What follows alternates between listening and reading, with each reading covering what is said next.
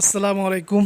আশা করি সবাই ভালো আছেন। তো আজকে মানে ভিডিও লম্বা করবো না, একদম শর্টকাটে বলবো যাতে আপনাদের বুঝতে সুবিধা হয়।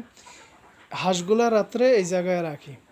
এই জায়গাটা প্রত্যেকদিন পরিষ্কার কইরা একদম পরিষ্কার করে শুকাইয়া রেডি করে রাখি। এই জায়গায় পানি দিই, পানির সাথে যে ঠান্ডার ওষুধ লাগে, যা যা লাগে, ভিটামিন লাগে দিয়ে রাখি। এই জায়গায় আদারের বাটিটা দিয়ে রাখি। তো আরেকটা কথা আমি বলি, শীতের সময় আমি ডিম, একদম হাঁসের ডিম পাই নাই। 30%, 30%ও না, আরও কম, মানে 108টা হাঁসের থেকে মনে করেন যে ডিম পাইছি আপনার 30টা 35টা ডিম পাইছি, যেগুলো খরচটাও আসে নাই। তো শীতের ডিমের দাম ছিল অনেক, কিন্তু ডিম পাইছি না। তো এর কারণটা হয়েছে কি, আমি তো যেহেতু নতুন খামার করছি, নতুন খামার। তো আমি এখানে যে ছোট্ট যে পুকুরটা দেখতেছেন, এই পুকুরটার মধ্যে আমি এরকম একটা নেটের বেড়ি দেই নাই, যার কারণে আমার পারগুলা ভাঙ্গে একটা বড় ধরনের ক্ষতি হয়েছে। এখন আমার আবার 15-20 হাজার টাকার মাটি কাইটা পারগুলা বাও করতে হয়েছে। তো যে সমস্যাটা আমি বলতেছি, সকালে যখন মানে 8টা 9টার দিকে অনেক কুয়াশা থাকতো, শীত, প্রচণ্ড শীত, বাতাস। হাঁসগুলার যখন আমি এনে ঘর থেকে ছাইড়া দিতাম, হাঁসগুলো এদিক দিয়ে দৌড়াইয়া আইয়া পানির মধ্যে ঝাঁপাইয়া পড়তো। পানির মধ্যে ঝাঁপাইয়া পড়তো, এই যে পড়তো। আর ওই জায়গায় যে লাল নেটের মাছাটা দিছিলাম, ওই মাছাটার মধ্যে একটু উইটা হাঁসগুলো একটু রোদ পোয়াইতে পারতো, আর না এরকমভাবে পানির থাকতো। গরমের সময় তো পানির থাকলে সমস্যা নাই, কিন্তু শীতের সময় এরকম কন্টিনিউ পানির থাকতো। আর আমার হাঁসের ঠান্ডা, জ্বর এগুলা লাইগেই থাকতো। তো বর্ষার সময় যখন হাঁসগুলা এনে আসছিল, আমি এরকমভাবে নেটের বেরি দিতে পারি না, এইভাবে নেটের বেরি দেয় নাই। হাঁসগুলা মানে একদম মাটির পাড়ে চলে আইতো, আইয়া মনে করেন যে পানি আসছিল, বৃষ্টি হইতো, পাড়গুলা ভাইঙা ঠাইঙা একদম বরফ করে ফেলাইছিল। তো তখন যদি আমি এইভাবে নেট দিয়ে বেরি দিতে পারতাম, তো আমার পাড়ের ক্ষতি হইল না, হাঁসও তত একটা সমস্যায় পড়লাম না। এই জায়গার মধ্যে এই যে এই জায়গাটা দেখতেছে, এরকম উঁচু করে এই জায়গাটা এই পরিমাণ আছিল, এইটুকু। তো যার জন্য আমার এই যখন এগুলা ভাঙে গেছে, পারগুলা ভেঙে গেছে, হাঁসগুলা উইটা বসার কোনো জায়গা নাই, ব্যবস্থা নাই। তো হাঁসগুলা পানিতে থাকার কারণে হাঁসের ঠান্ডা জ্বর থাকতো, আর আমিও ঠান্ডার ওষুধ দিতেছি, অ্যান্টিবায়োটিক দিতেছি, এর কারণে ডিমও পাইতেছি না। আর খাবার কি খাবার দিমো ওইটা নিয়েও একটু দ্বিধাদ্বন্দ্বের কারণে ভালো একটা ডিম পাই নাই, যখন ডিমের দাম অনেক বেশি ছিল।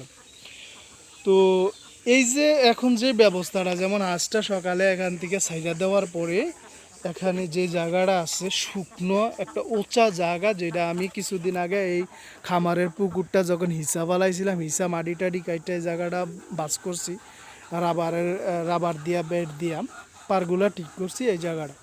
তো এনে যেভাবে নেট দিয়ে বেড়ি দিছি আমি, এই জায়গায় দেখেন নেট দিয়ে বেড়ি দেওয়ার ফলে কি হয়েছে, আমার হাঁসটা সকালে সাইডা দেওয়ার পরে এই শুকনা জায়গাটা আইসা দাঁড়ায়।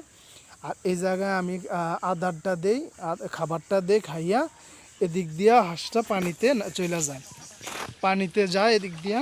তো পানির থেকে এদের গোসল টোসল শেষ করে আবার ওই যে ওই জায়গায় যে জালিটা দিছি, এই জায়গায় যে একটা জালি দিছি বসার জন্য, ওই জায়গায় বসে রোদ পায়। তারপরে প্রয়োজন মতো যখন খিদা লাগে আবার তখন হাঁসগুলা এদিক দিয়ে আইসা এই এখানে খাবার থাকে, এখানে খাবার থাকে, খাবার খায়, এখানে একটু বিশ্রাম নেয়। আর এনে যেহেতু অনেক গাছগাছরা আছে, গাছগাছরা আছে, এই জায়গাটা সারাক্ষণ ছায়া থাকে। এখন গরমে দিয়ে এই ছায়াটা আমার হাঁসের জন্য খুব প্রয়োজন পড়ব।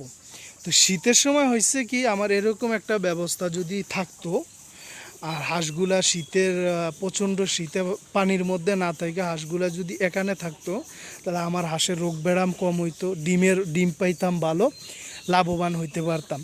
তো তখন আমি ডিম পাই নাই, হাঁসের রোগ ব্যায়াম পড়ে আসছিল। এখন যখন আমি জায়গাটা ঠিকঠাক করছি, হাঁসের রোগ ব্যায়াম কম হইতেছে, এখন ডিম পাইতেছি আমি 108টা হাঁসের থেকে ডিম পাইতেছি আমি 104টা 103টা ডিম পাইছি এতদিন। গত 1 মাস এরকম খুব ভালো ডিম পাইছি। কিন্তু পাইলে কি হইব, মনে করেন যে রমজান আসছে, রমজানের আগে কিছুদিন ডিম ভালো রেটে 18 টাকা পিস বিক্রি করছি। রমজান আসার পরে ডিম বিক্রি করা তো দূরের কথা, মানে দাম তো কমছে, বেচাটাই মুশকিল হয়ে গেছে। বিভিন্ন বাজারে এখন লোকাল খুচরা বাজারে নিয়ে 50টা 100টা কইরা বিক্রি কইরা কোনো রকমে টাইনা টুইনা আসি আর কি। তো আপনারা যারা নতুন খামার করবেন, আপনারা যদি আবদ্ধ অবস্থায় খামার করবেন, আমি তো আমারটা পুরাটাই আবদ্ধ। তো আমার সমস্যা একটাই আছিল, আমি হাঁসটারে ওই শীতের সময় মানে সঠিকভাবে রাখতে পারি নাই, সঠিক খাবারটা দিতে পারি নাই।